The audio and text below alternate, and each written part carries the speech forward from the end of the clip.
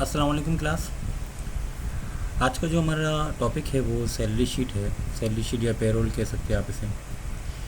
किसी भी कंपनी में, किसी भी ऑफिस में या कोई भी एजुकेशन इदारा हो, वहाँ पर सैलरी शीट अलग अलग तरीक़े से बनाई जाती है। स्कूल में एक जो सिंपल सी सैलरी शीट बनाई जाती है, किसी भी ऑफिस की अगर बात कर लें तो उस सैलरी शीट में हमारे पास जो कॉलम होते हैं और कौन कौन सी चीज़ें उस सैलरी शीट में होती हैं, आज हम वो एक्सेल में बनाएंगे। तो मैं यहाँ पर जितने भी कॉलम लिखूँगा तो मैं हर कॉलम को डिफ़ाइन करता जाऊँगा और मैं ये भी बताता जाऊँगा कि किस कॉलम की ज़रूरत क्यों पेश आ रही है और किस लिए इसको बनाया जा रहा है और ये किस लिए काम करेगा। तो सबसे पहले हमारे पास यहाँ पर सीरियल नंबर का एक कॉलम होगा।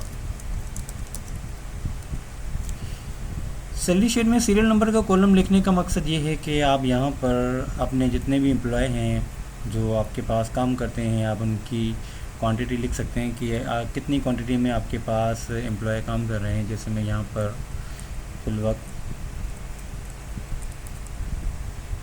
जस्ट 6 एम्प्लॉय के मैं नाम यहाँ पर लिखूँगा उनके, इसके लिए मैंने यहाँ पर 6 के मैंने सीरियल नंबर बना दिए हैं। सेकेंड कॉलम हम जो हमारा होगा वो होगा नेम ऑफ एम्प्लॉय। यहाँ पर डबल क्लिक करके इसे भरा देंगे। जैसे कि मैंने यहाँ पर 6 एम्प्लॉय के मैंने नाम लिखे हैं। नाम के साथ साथ हमें यहाँ पर एक कॉलम हमें यहाँ देंगे डेजिग्नेशन। ज़ाहिर सी बात है, जब हम सैलरी शीट बनाएंगे तो वहाँ पर हम एम्प्लॉय के साथ उनकी डेजिग्नेशन भी लिखेंगे कि जो बंदा हमारे पास काम करता है उसकी डेजिग्नेशन क्या है।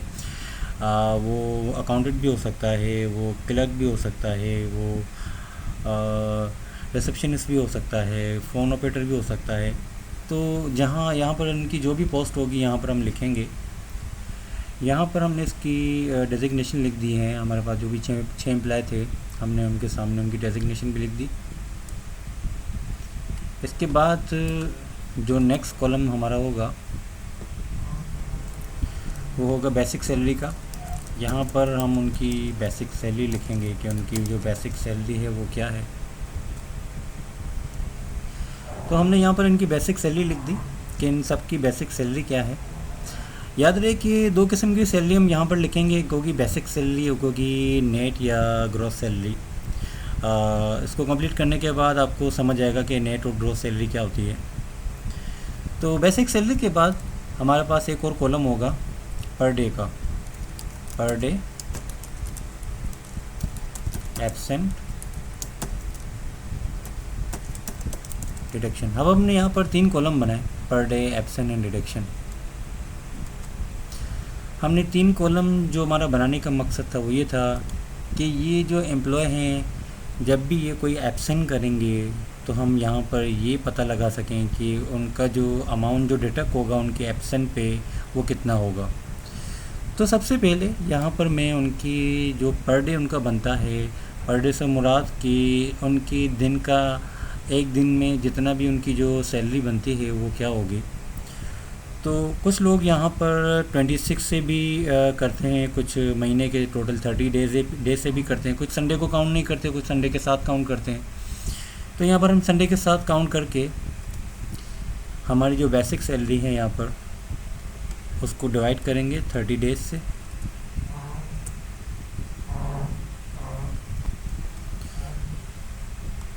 तो हमारे पास यहाँ पर इसका पर डे आ चुका है। इसी तरीके से मैं इसको डबल क्लिक करके इन तमाम का मैं पर डे एक साथ निकाल लूँगा। यहाँ पर जैसे मैं डबल क्लिक करूँगा तो मेरे पास इन सबका पर डे निकल आया। अब यहाँ पर एब्सेंट के कॉलम में यहाँ पर हम लिखेंगे कि एब्सेंस, वो कितनी एब्सेंस उसने की है। जैसे एक प्रिंसिपल था जिसने 1 ऑफ किया, एक इंचार्ज था जिसने 2 की, यहाँ पर 3, यहाँ पर 1, यहाँ पर 4 और यहाँ पर मैं 1 कर दूँगा।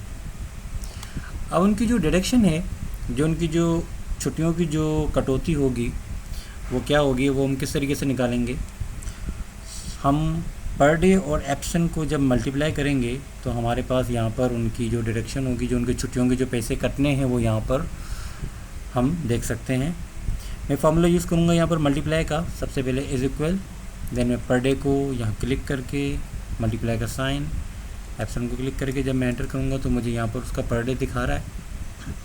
जैसे यहाँ पर 1 एप्सन थी तो एक दिन का जो अमाउंट बनना था वो 1 ही यही दिखा रहा है, क्योंकि वो एक ही दिन एप्सन थी। अगर मैं यहाँ पर अमाउंट को अगर चेंज करता हूँ 3 डेज़ करता हूँ तो ये चेंज होकर मेरे पास आता है। अगर मैं 2 करता हूँ तो ये डबल हो जाएगा यहाँ पर। इसी तरीके से इन सब की डिडक्शन में निकालने के लिए मैं फिल हैंडल को यूज़ करते हुए इन सबको मैं यहाँ पर ड्रैग करके इन सब की डिडक्शन निकाल लूँगा। यहाँ पर अमाउंट मेरे पास फिगर में आ रही है, आप चाहें तो यहाँ से इसकी फिगर जो है डेसिमल पॉइंट इसका कम कर सकते हैं। डिडक्शन के बाद हमारे पास एक और कॉलम आएगा एडवांस का। जब महीने का आखिरी जो दिन होते हैं, आखिरी जो दिन होते हैं, जैसे 25 तारीख हो गई या 20 तारीख हो गई, तो ऐसे वक्त में अक्सर मुलाजिम के पैसे ख़त्म हो जाते, तो वो अक्सर ऐसा होता है कि वो एडवांस में सैलरी ले लेते हैं बाद में, जिसको आपकी जो बेसिक सैलरी उसमें से डिटेक्ट कर लिया जाता है। तो यहाँ पर हम चंद एडवांस जो अमाउंट जो एम्प्लॉयर ने यहाँ पर ली थी, तो उनमें यहाँ पर हम कुछ एडवांस अमाउंट यहाँ पर लिखेंगे। यहाँ पर हमने कुछ एडवांस अमाउंट लिखे हैं। याद रहे कि एडवांस जो अमाउंट होता है वो आपकी बेसिक सैलरी के ऊपर होता है कि आपकी सैलरी कितनी है। अगर आपकी सैलरी बहुत ज़्यादा होती है तो उस हिसाब से आपको एडवांस अमाउंट दिया जाता है, या तो जो आपका जो ओनर होता है उसके पास अगर रिजर्व में इतने पैसे होते हैं तो वो आपको उस हिसाब से भी वो एडवांस आपको पे कर सकता है। तो एडवांस के बाद हमारे पास यहाँ पर टोटल डिडक्शन का एक कॉलम बनेगा,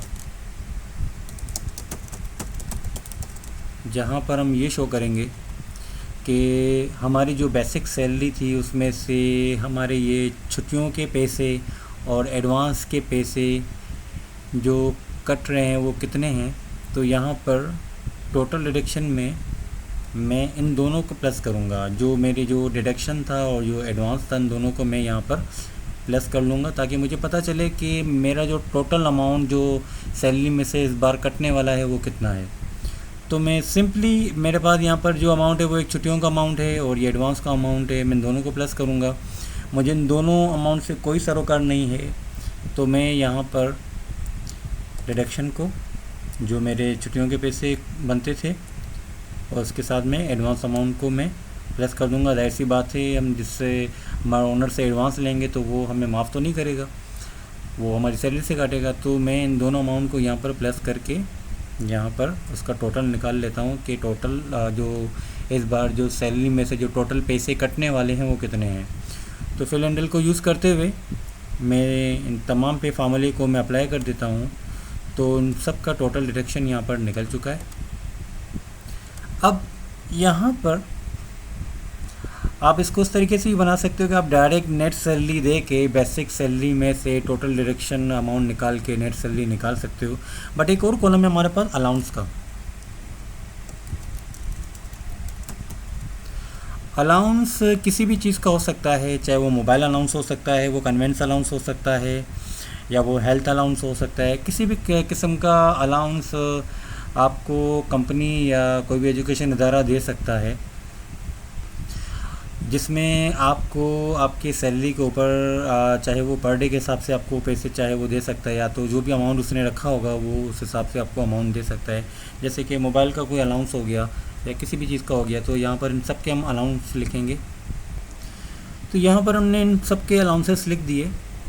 जो अलाउंसेस, इनको मुख्तलिफ़ किस्म के अलाउंसेस मिल रहे थे, किसी को मोबाइल का, किसी को का पेट्रोल का, या किसी को उनके जो भी उनका जो कन्वेंस या उनका जो भी किराया बनता है। इसके बाद जो हमारे पास लास्ट कॉलम होगा वो होगा नेट सैलरी का। आप नेट सैलरी की जगह पर ग्रॉस सैलरी भी यूज़ कर सकते हैं। अब यहाँ पर नेट सैलरी किस तरीके से निकालेंगे, आपके सामने पूरी सैलरी शीट है। आप देख सकते हैं कि जितने भी कॉलम है वो किस तरीके से आया, और ये में जो अमाउंट है वो किस तरीके से आई हैं, और कहाँ का हमने फार्मूला लिखा है, कहाँ पर हमने वैल्यू एंटर की थी। जैसे कि मैं यहाँ पर स्टार्ट से मैं आपको थोड़ा सा समझाता हूँ कि बेसिक सैलरी इन तमाम एम्प्लॉय की जो थी हमने यहाँ पर लिखी थी देन हमने उसका पर डे यहाँ पर निकाला था। हमने पर डे और एब्सेंट का कॉलम हमने इसलिए बनाया था ताकि हम डिडक्शन निकाल सकें। किस चीज़ की डिडक्शन? जो वो छुट्टियाँ करता है। तो बेसिक सैलरी के बाद हमने एक डिडक्शन का कॉलम बनाया था, जिससे पहले हमने 2 कॉलम और बनाए थे पर डे और एब्सेंट का, जिससे हम ये पता लगा सकें कि जो डिडक्शन होता है जो सैलरी का वो क्या होता है। तो हमने पर डे निकाला था, जो हमने 30 से बेसिक सैलरी को डिवाइड किया था, बेसिक सैलरी को 30 से डिवाइड किया था। देन हमने एब्सेंट यहाँ पर लिखी थी जो भी फिगर।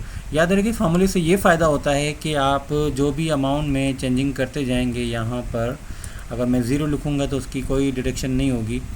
तो आप जो भी यहाँ पर चेंजिंग करते जाएंगे तो यहाँ पर ऑटोमेटिक आपकी डिडक्शन जो सैलरी डिडक्शन है वो भी यहाँ पर आती जाएगी।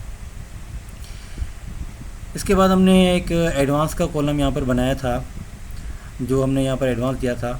तो यहाँ पर मैं इसको मैं ज़ीरो एडवांस दे देता हूँ। ना इसने कोई छुट्टी की थी, ना उसने कोई एडवांस लिया है।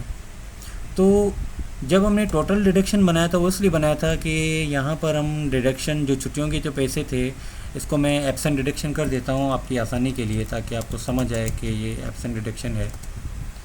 तो जो एब्सेंट का डिडक्शन था और एडवांस का जो भी डिडक्शन था, उन सब का दोनों को टोटल डिडक्शन हमने यहाँ पर दोनों को हमने टोटल किया था। तो उन दोनों को टोटल करने के बाद हमारे पास ये अमाउंट आया था। देन हमने अलाउंस दिया। अलाउंस जितने भी है ना, हर तरह के अलाउंसेस थे जो उनको हमने अलाउंसेस दिए। इसके बाद हमारे पास यहाँ पर नेट सैलरी आती है। अब नेट सैलरी किस तरीके से निकालेंगे? बेसिक सैलरी में से जो अमाउंट माइनस होने हैं हम उनको माइनस कर लेंगे, और जो प्लस होना है हम उनको प्लस कर देंगे। हम एक ही फार्मूले में माइनस और प्लस हम यहाँ पर यूज़ करेंगे। जैसे मैं सबसे पहले यहाँ पर इज इक्वल का साइन दूंगा। बेसिक सैलरी को यहाँ पर मैं क्लिक करूँगा, क्योंकि यहाँ पर 2 किस्म के अमाउंट है, एक टोटल डिडक्शन, एक जो अमाउंट जो माइनस होना है, और एक अमाउंट जो उसको मिलना है। यहाँ पर हम माइनस का साइन देंगे क्योंकि वो बेसिक सैलरी में से निकलने जा रहा है। तो टोटल जो अमाउंट जो डिटेक्ट होना था वो 9000 है। यहाँ पर मैंने 9000 को मैंने क्लिक किया। अब जो अमाउंट उसको मिलना है, जो उसकी सैलरी में ऐड होना है, वो है 5000। तो मैं यहाँ पर प्लस का साइन दूंगा और यहाँ पर मैं 5000 को यहाँ पर क्लिक करके एंटर कर दूंगा। तो इसकी जो सैलरी थी, सलीम की जो प्रिंसिपल था, उसकी 14000 सैलरी थी। उसका पर डे उसका ये अमाउंट बन रहा था। उसने 3 ऑफ किए थे, 3 एब्सेंस की थी, जिसके बाद उसके जो छुट्टियों के जो पैसे कट रहे थे वो 4000 कट रहे थे। एडवांस उसने 5000 ले लिया था। तो 4000 और 5000 मिल के 9000 हो गए थे। तो 9000 उसको भी पता था कि इस बार जो मुझे सैलरी मिलेगी उसमें से 9000 कटने हैं, यानी कि उसको जो पैसे टोटल मिलने वाले थे वो 31 थे। 31 के बाद जब उसको पता चला कि उसको जो अलाउंस मिलने वाला है वो 5000 है, तो 31 में 5 जब ऐड हो जाएगा तो वो 36 हो जाएगा।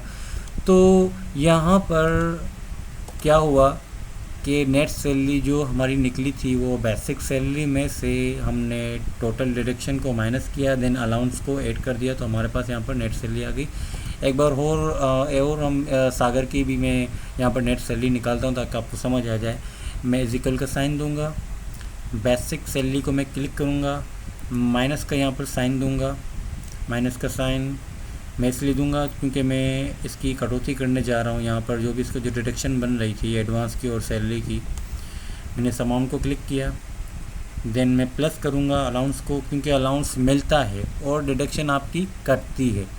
तो मैं यहाँ पर इसको मैं क्लिक कर दूँगा, इसलिए मैंने यहाँ पर प्लस का साइन दिया था। जैसे मैं यहाँ पर एंटर करूँगा तो मेरे पास यहाँ पर इसकी नेट सैलरी यहाँ पर आ चुकी है। तो मैं फिल हैंडल को यूज़ करते हुए इसको यहाँ पर ड्रैग कर देता हूँ, तो इन सब की नेट सैलरी यहाँ पर निकल आ चुकी है।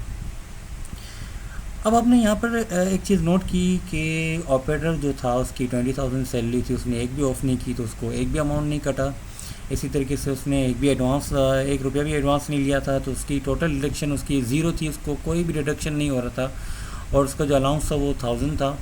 तो उसको जो सैलरी मिल रही थी वो 20000 उसकी जो सैलरी थी, बट उसको जो अमाउंट जो मिल रहा था वो 21000 मिल रहा था। वो किस चीज़ का मिल रहा था? उसको 1000 जो उसका अलाउंस था वो ऐड होके उसको सैलरी मिल रही थी। अगर वो यहाँ पर एब्सेंट करता है, जैसे कि यहाँ पर अगर वो 4 एब्सेंट करता है, तो आप यहाँ पर देखेंगे कि उसके नेट सैलरी पे भी इफेक्ट हो रहा है, यहाँ पर टोटल डिडक्शन पे भी इफेक्ट हो रहा है, और उसकी जो एब्सेंट डिडक्शन है वो भी यहाँ पर ऑटोमेटिक आ चुकी है।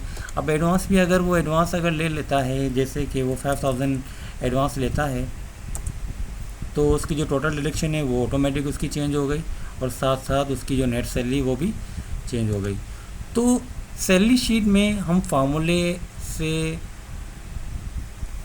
बड़ी आसानी से हम ये देख सकते हैं कि हमारी सैलरी शीट में एब्सेंट को और एडवांस को, अलाउंस को चेंज करने से हमारे पास क्या क्या इफ़ेक्ट होते हैं। याद रहे कि हमारे पास ये 3 कॉलम होते हैं जिनको हम चेंज करते रहते हैं। एक हमारे एब्सेंट का कि सैलरी शीट तो एक बार बन जाती है मंथ्स में, देन अगर कोई एम्प्लॉय अगर ऐड होता है तो उसका नाम यहाँ पर ऐड किया जाता है। अगर वो रिज़ाइन कर देता है या तो उसको निकाल दिया जाता है तो उसको यहाँ से कट कर दिया जाता है। देन जस्ट जिस कॉलम पे काम किया जाता है वो जस्ट यही कॉलम होते हैं कि उसकी एब्सेंस लिखी जाती है कि उसने कितनी एब्सेंस की थी, उसकी जो भी एडवांस अमाउंट उसने जो लिए थे वो यहाँ पर लिखे जाते हैं, और जितने भी अलाउंस उसको दिए गए थे वो यहाँ पर अलाउंसेस लिखे जाते हैं। बाकी सारा का सारा काम आपका ऑटोमेटिक होता है। तो यहाँ पर जब मैं इन सबको मैं 0 यहाँ पर कर दूँगा, जब मैं इसको फिनिश कर देता हूँ और एडवांस को भी मैं फिनिश कर देता हूँ